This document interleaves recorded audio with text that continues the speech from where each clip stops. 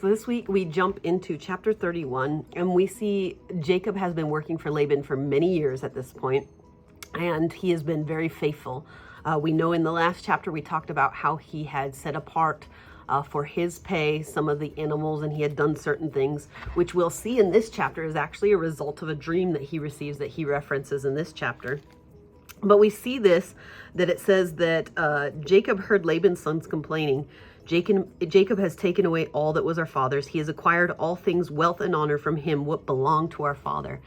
But the crazy part is this was all out of envy and jealousy.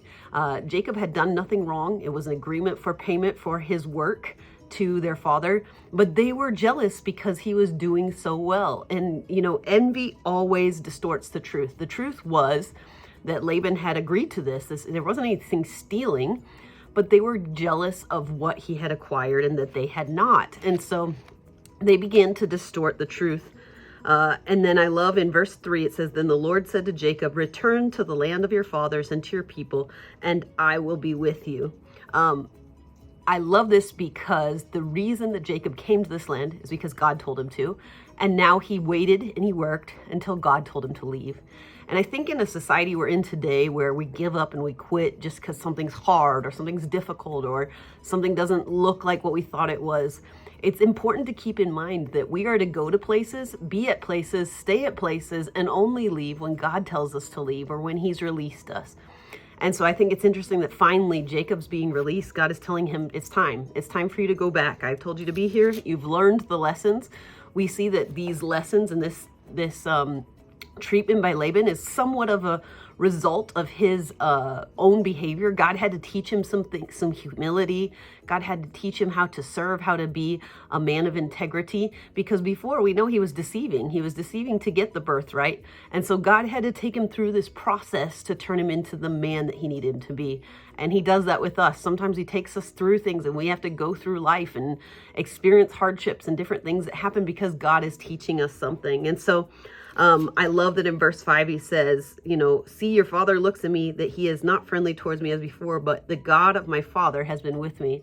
And I love that because despite how Laban was treating him, despite what was going on, he knew he was favored by God. And we are the same way. And then I love when he starts to talk to his wives, he starts to say, hey, we need to get out of here. And they know it, they see it. It's interesting that it says later that he says, hey, our dad has squandered everything. We own everything he's supposed to have for an inheritance for us. So why wouldn't we go? We'll follow you. Do what God has told you to do. And I love this, even though these wives are not the perfect godly example, because we see all the strife and the things that they've gone through and they've had envy. But the thing that it is a spouse, male or female, should always follow and say to the other. Obviously, the man is the leader of the home. We understand that through headship and different things. And so I love that they defer and say, whatever God has told you to do, that we will do. Now, there's times where a spouse might have a different word and say, hey, God hasn't told me that. Let's pray together. Let's figure that out. But in this sense, they said, you know, we know that God's leading you. It's obvious. So we're going to submit and say, do whatever God's told you to do. So I think that's important. And I love that he says, the angel says to them, I am the God of Bethel, where you anointed the pillar. And I think sometimes God has to take us back to that first love. I think it's in Revelation where it talks to, we return to our first love. Sometimes in life, in Christianity, in our walk with God, we get a little astray, or there's things that come up and we still love God. We still want to serve him, but we lose passion, or we lose focus, or we lose any of those things. And we have to return to that moment where we know God changed our life, where God maybe delivered us from a hard situation. Sometimes we need to return to those moments. And here's he's saying, I am that God at Bethel, where you first had a revelation of me. And so we see that they're going, they leave. We see the incident come to play where Laban chases after them. And I think it's so interesting how much God has Jacob's back, that he appears in a dream to Laban to say, don't touch him, basically. He's saying, don't mess with him. That's my anointed. And we know that Laban talked earlier about, it's been revealed to me through the soothsayers, not necessarily soothsayers, but he said through divination. He said, through the divination, I know that you're anointed. And so I think that many times probably God had to keep Laban in check because he was such an evil man that I think he would have done things to harm Jacob before. I don't think this is the first time. You don't see him surprised by the visit or the dream from God. It wasn't like he was fearful. It seems like he's known. And so some of the references make me think, this isn't theology, this is Beth's opinion, that God has been keeping Laban in check with Jacob for some time. And so Laban comes, he doesn't go after him. Now, the important thing is, why did Rebekah take these gods? There's lots of theories. We have no reason for it, that we have clear examples, but there's several theories that are out there that are interesting. One is that at the time, the person that possessed the gods or these type of symbols actually had the right to inheritance.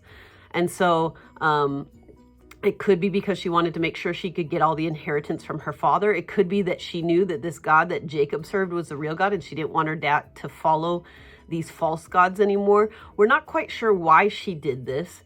And yet we see that she is being a little bit devious, because here Jacob doesn't know that she has them. And we know that Rachel's his beloved wife, and yet he says, kill the person that has it. And here it's his favorite wife. And so we see, though, that God keeps them safe. Laban goes his way. I think the last thing I want to point out is that they strike a covenant together, and they build this little heap of rocks, which is called Mizpah. Mizpah means watch post. And I think this is an interesting word, because it gives us the idea that they can't pass this line, that there is something at this line that you will go your way, I will go mine way, and we will be blessed if we stay on our sides. If you come across that, I'm going to kill you, is basically what they're saying. And so I think sometimes in our lives we have to put these places up where we say, devil, this is my family, this is my thing. Or there may be relationships where it's like, hey, I love you, we'll never be best friends, we'll never do this, but you go your way, I'll go my way, and God will bless us both. But let's not cross these borders. And I think this is a great lesson on boundaries. I think we need to have safe boundaries in our life. Jacob knew that Laban was not good for him, was not good for his family. And he said, go your way, keep your prosperity, stay over there. Just don't enter my territory. I'm here to protect my family. And I think that sometimes this is a great example of why we need to have boundaries in our life. So we see now that Jacob is on his way back to the promised land, to the land promised to his father. He may have encounters. It's interesting, he's probably in fear, because he should be afraid that, last time he was running from his brother. He could be afraid that Laban's going to break that contract that they had of, don't come here, don't come past this line, don't come after my wives.